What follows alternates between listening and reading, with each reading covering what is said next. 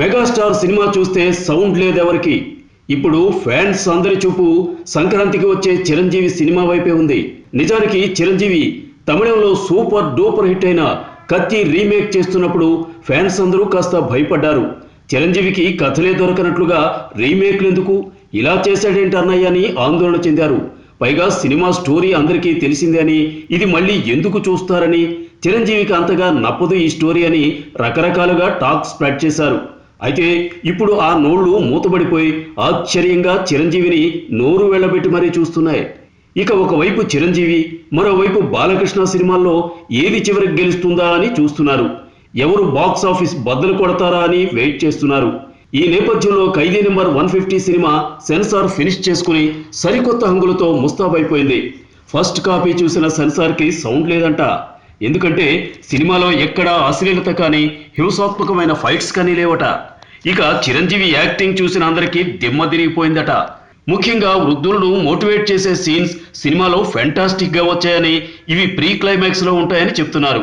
First half లో చిరంజీవి నటనను చూసి కన్నీళ్లు వచ్చాయని సెన్సార్ బోర్డులో నుంచి వస్తున్న టాక్.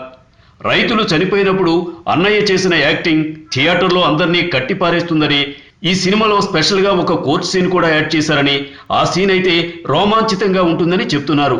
ఇక సాంగ్స్ లో చిరంజీవి గ్లామర్ను చూసి తీరాల్సిందే అంటున్నారు. కాజల్ కూడా చిరంజీవికి కరెక్ట్ గా సరిపోయిందని చెప్తున్నారు. ఈ సినిమా నిడివి దాదాపు 2.5 గంటలుగా తేలింది. ఈ రోజుల్లో 2.5 గంటలంటే పెద్ద సినిమానే.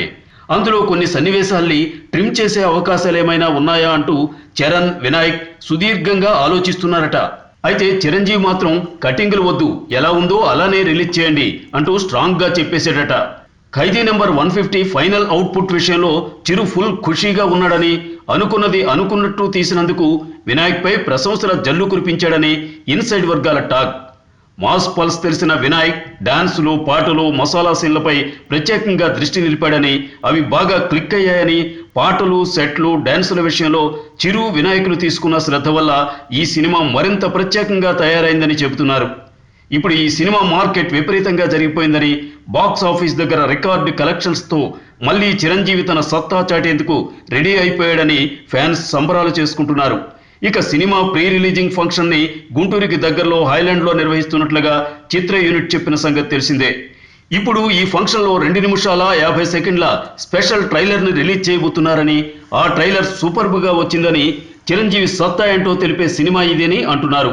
చిరంజీవి ఒక స్ట్రైట్ కథని ఎంచుకుని సినిమా చేసినా ఇలా ఉండేది కాదేమో అని, ఇది మరో ఠాకూర్ లాగా సంచలన విజయాన్ని సొంతం చేసుకోవడం ఖాయమని చిత్ర యూనిట్ ఎంతో కాన్ఫిడెంట్ గా ఉంది. Like and subscribe Eagle Media Works.